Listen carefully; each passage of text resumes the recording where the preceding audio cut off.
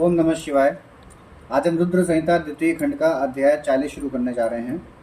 देवताओं सहित ब्रह्मा का विष्णु लोक में जाकर अपना दुख निवेदन करना, श्री विष्णु का उन्हें शिव से क्षमा मांगने की अनुमति दे उनको साथ ले कैलाश पर जाना तथा भगवान शिव से मिलना। नारद जी ने कहा, विधाता महाप्राज्ञ, आप शिव तत्व का साक्षात्कार करने वाले हैं। आपने यह बड़ी अद्भुत और रमणीय शिवलीला सुनाई है।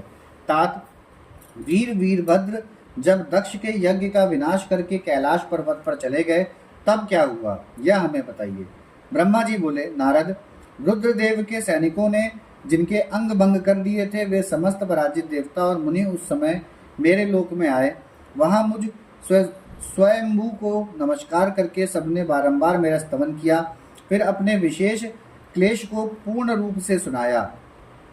उसे सुनकर मैं पुत्र शोक से पीड़ित हो गया और अत्यंत व्यग्र हो व्यथित चित्त से बड़ी चिंता करने लगा। फिर मैंने भक्ति भाव से भगवान विष्णु का स्मरण किया। इससे मुझे समयोचित ज्ञान प्राप्त हुआ। तदंतर देवताओं और मुनियों के साथ मैं विष्णु लोक में गया और वहां भगवान विष्णु को नमस्कार एवं नाना प्रकार के स्तोत्रों द्वारा उनकी स्तुति करके उनसे अपना दुख निवेदन किया। मैंने कहा, देव, जिस तरह भी यज्ञ पूर्ण हो, यजमान जीवित हो या समस्त देवता तथा मुनि सुखी हो जाएं, वैसा उपाय कीजिए। देवादिदेव रमानाथ, देव सुखदायक विष्णु, हम देवता और मुनि निश्चय ही आपकी शरण में आए हैं। मुझ ब्रह्मा की यह बात सुनकर भगवान लक्ष्मीपति विष्णु, जिनका मन सदा शिव में लगा रहता है और जिनके हृदय में कभी दीनता नहीं आती, शिव का स्मरण करके इस प्रकार बोले। श्री विष्णु ने कहा, देवताओं, परम समर्थ तेजस्वी पुरुषों से कोई अपराध बन जाए तो भी उसके बदले में अपराध करने वाले मनुष्य के लिए वह अपराध मंगलकारी नहीं हो सकता। विधाता, समस्त देवता परमेश्वर शिव के अपराधी हैं, क्योंकि उन्होंने भगवान शंभु को यज्ञ का भाग नहीं दिया। अब तुम सब लोग शुद्ध हृदय से शीघ्र ही प्रसन्न होने वाले उन भगवान शिव के पैर पकड़कर उन्हें प्रसन्न करो, उनसे क्षमा मांगो। जिन भगवान के कुपित होने पर यह सारा जगत नष्ट हो जाता है तथा जिनके शासन से लोकपालों सहित यज्ञ का जीवन शीघ्र ही समाप्त हो जाता है, वे भगवान महादेव इस समय अपनी प्राण वल्लभा सती से बिछुड़ गए हैं तथा अत्यंत दुरात्मा दक्ष ने अपनी दुर्वचन रूपी बाणों से उनके हृदय को पहले से ही घायल कर दिया है। अतः तुम लोग शीघ्र ही जाकर उनसे अपने अपराधों के लिए क्षमा मांगो। विदे, उन्हें शांत करने का केवल यही सबसे बड़ा उपाय है।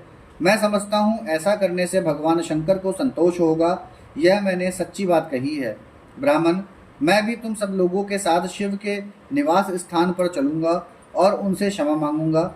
देवता आदि सहित मुझ ब्रह्मा को इस प्रकार आदेश देकर श्री हरि ने देवगणों के साथ कैलाश पर्वत पर जाने का विचार किया।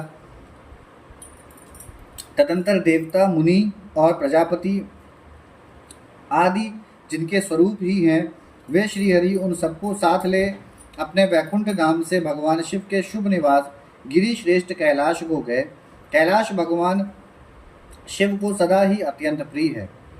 मनुष्यों से भिन्न किन्नर, अप्सराएं और योग सिद्ध महात्मा पुरुष उसका भलीभांति सेवन करते हैं तथा वह पर्वत बहुत ही ऊंचा है। उसके निकट रुद्रदेव के मित्र कुबेर की अलका नामक महादिव्य एवं रमणीय पुरी है, जिसे सब देवताओं ने देखा। उस पुरी के पास ही सौगंधिक वन भी देवताओं की दृष्टि में आया, जो सब प्रकार के वृक्षों से हरा भरा एवं दिव्य था। उसके भीतर सर्वत्र सुगंध फैलाने वाले सौगंधिक नामक कमल खिले हुए थे। उसके बाहरी भाग में नंदा और अलकनंदा, ये दोनों दो अत्यंत पावन दिव्य सरिताएं बहती हैं, जो दर्शन मात्र से प्राणियों के पाप हर लेती हैं। यक्षराज कुबेर की अलकापुरी और सौगंधक वन को पीछे छोड़कर आगे बढ़ते हुए देवताओं ने थोड़ी ही दूर पर शंकर जी के वट वृक्ष को देखा। उसने चारों ओर अपनी अविचल छाया फैला रखी थी। वह वृक्ष 100 योजन ऊंचा था और उसकी शाखाएं 75 योजन के तक फैली हुई थी। उस पर कोई घोंसला नहीं था और ग्रीष्म का ताप तो उससे सदा ही दूर रहता था। बड़े पुण्यात्मा पुरुषों को ही उसका दर्शन हो सकता है। वह परम रमणीय और अत्यंत पावन है। वह दिव्य वृक्ष भगवान शंभु का योग स्थल है, योगियों के द्वारा सेव्य और परम उत्तम है। मुमुक्षुओं के आश्रयभूत उस महायोग में वट वृक्ष के नीचे विष्णु आदि सब देवताओं ने भगवान शंकर को विराजमान देखा। मेरे पुत्र महासिद्ध सनकादि, जो सदा शिव भक्तों में तत्पर रहने वाले और शांत हैं, बड़ी प्रसन्नता के साथ उनकी सेवा में बैठे थे। भगवान शिव का श्री विग्रह परम शांत दिखाई देता था। उनके सखा कुबेर, जो ग्रहों को और राक्षसों के स्वामी हैं, अपने सेवक गणों तथा कुटुंबी जनों के साथ सदा विशेष रूप से उनकी सेवा किया करते हैं।